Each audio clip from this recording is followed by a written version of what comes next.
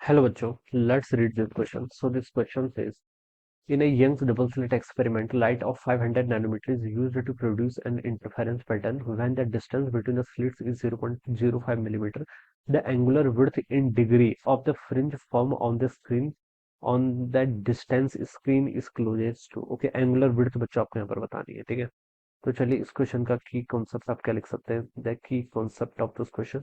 आपको यहाँ पर क्या बताना है बच्चों, एंगुलर विड्थ बतानी है, ठीक है। तो चलिए एंगुलर विड्थ लिख लीजिए इस क्वेश्चन का की कॉन्सेप्ट, ठीक है। एंगुलर विड्थ, ठीक है, जो आपकी फ्रिंजेस पैटर्न आपका फॉर्म हो रहा है, ठीक है, उसकी आपको यहाँ पर एंगुलर विड्थ बतानी है, ठीक है। अब देखिए क्वेश्चन में बोला गया कि इन ए वाईडीएससी एक्सपेरिमेंटल, ठीक है, वाईडीएससी यानी कि young double slit experiment, light of 500 nanometer use, ठीक है। वाईडीएससी एक्सपेरिमेंटल सेटअप ऐसा होता है आपका, देखिए, ठीक है। ये आपकी दो स्लिट्स हैं, यहाँ पर आपकी स्क्रीन है, ठीक है। यहाँ से देखिए स्लिट्स और स्क्रीन के बीच के डिस्टेंस को मैं यहाँ पर कैपिटल डी से लिख लिया, ठीक है। और ये आपका सेंटर है बेसिकली, ठीक है। यहाँ पर देखिए एक रे आपकी इन दोनों की स्लिट्स के बीच के सेपरेशन को आप चलिए स्मॉल डी से रिप्रेजेंट कर लेते हैं, ठीक है। यहाँ पर आपका इस तरीके से क्या बनता है, आपका कुछ पैटर्न बनता है, ठीक है। यहाँ से रे आ रही मान लीजिए, ठीक है। और यहाँ से ये जो एंगल बनेगा, इस एंगल को चलिए मैंने क्या बोलता है, let this angle is theta. ये एंगल कितना आपका थीटा के इक्वल है, ठीक है। ये इस तरीके से आपके यहाँ पर पैटर्न बनते हैं। अब बच्चों देखिए ये जो स्क्रीन है, this is one is our screen. इस स्क्रीन पर क्या बनेंगे, आपके फ्रिंजेस पैटर्न बनेंगे, ठीक है। यहाँ पर आपके फ्रिंजेस पैटर्न बनेंगे, ठीक है। अब बच्चों हमें बताना है एंगुलर विड्थ, ठीक है। मान लीजिए इस स्क्रीन में यहाँ पर ऐसे कुछ आपके फ्रिंजेस के पैटर्न बने, इतने में पूरे बने, ठीक है। अब मुझे क्या बताना है यहाँ पर एंगुलर विड्थ। एंगुलर विड्थ देखिए बच्चों मैं कैसे कैलकुलेट करूंगा। एंगुलर विड्थ कैलकुलेट करने के लिए देखिए आपका जो फॉर्मूला होता है, देखिए हम यहाँ पर ना एंगुलर विड्थ आपको यहाँ पर कैलकुलेट करके बताना है ना। तो देखिए बच्चों आप ऐसा कर लीजिए ना, यहाँ पर अगर मैं टेन थीटा लगाऊं तो टेन थीटा किसके इक्वल होता है, परपेंडिकुलर अपॉन बेस के इक्वल होता है। कितना होता है आपका, परपेंडिकुलर अपॉन बेस, ठीक है। और थीटा आपका देखिए स्मॉलर होगा, ठीक है। थीटा क्या होगा आपका, स्मॉलर होगा।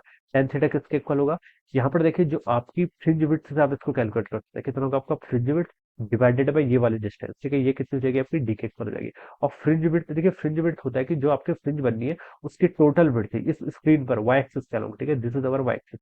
वाई एक्सिस के अलोंग जो आपकी टोटल फ्रिंजेस बननी है, ठीक है, उसकी जो विड्थ होगी वो कितनी होगी, देखिए फ्रिंजेस ऊपर भी बनेंगी नीचे बनेंगी, ठीक है। इसलिए मैं बीटा का यूज कर रहा हूँ। बीटा क्या बताएगा, आपकी टोटल फ्रिंज की विड्थ बना देगा, ठीक है, कैपिटल डी। और बीटा किसके इक्वल होता है, बीटा होता है आपका लैम्डा डी बाई डी के इक्वल, ठीक है। ये आपका स्टैंडर्ड फॉर्मूला है, ठीक है। तो यहाँ से हो जाएगा आपका lambda D divided by D, और एक आपका कैपिटल डी यहाँ पर ऐसा रहेगा। तो कैपिटल डी से आपका कैपिटल डी कैंसिल, तो ये आपका कितना बच गया, लैम्डा डिवाइडेड है स्मॉल डी।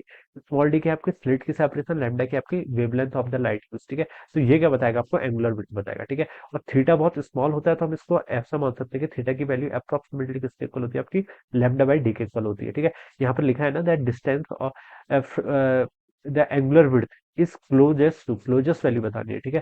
तो लैम्डा बच्चों देखिए ऐसा पुट कर लीजिए, लैम्डा कितना आपका 500 नैनोमीटर के इक्वल है। 500 into 10 to the power -9 metre हो जाएगा, divided by small D.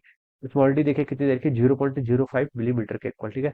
Millimetre को आप 10 to the power -3 लिख लीजिए। अब देखिए इसको सॉल्व करेंगे तो ऊपर हो जाएगा आपका 5 इंटू कितना, 10 to the power -7, divided by नीचे आपका 5 इंटू कितना, 10 to the power -5 हो जाएगा। 5 से बच्चों 5 कैंसिल कर लीजिए, ये आपका ऊपर जाएगा तो ये कितना आएगा आपका 0.01 के इक्वल, ठीक है। कितना हो गया, 0.01। ये आंसर आपका रेडियन में आएगा, कितना आएगा, रेडियन में, ठीक है। मुझसे क्वेश्चन पूछा है, देखिए कभी भी हम ऐसे ट्रिग्नोमेट्रिक फंक्शन को सॉल्व करते हैं तो जो भी आंसर आएगा वो ऑलवेज रेडियन में आता है, ठीक है। लेकिन हमें इसको डिग्री में कन्वर्ट करना है। अब आपको पता है देखिए बच्चों 180 डिग्री किसके इक्वल होता है, आपका पाई रेडियन के इक्वल होता है, ठीक है। और यहाँ से लिख सकता हूँ 1 रेडियन किसके इक्वल होगा, फिर आपका 180 बाई पाई के इक्वल होगा, ठीक है। 180 बाई पाई डिग्री के इक्वल होगा, ठीक है। तो बस इसमें यहाँ पर मल्टीप्लाई कर लीजिए। 0.01 को क्या लिख सकते हैं, 10 to the power -2 इंटू कितना हो जाएगा आपका 180 बाई पाई, ठीक है। ये वैल्यू यहाँ से इतनी हो जाएगी।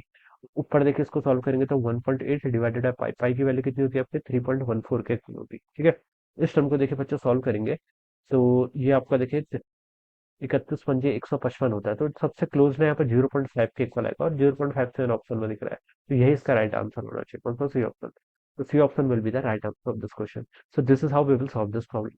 So I hope you all understood this concept. All the best and thank you so much.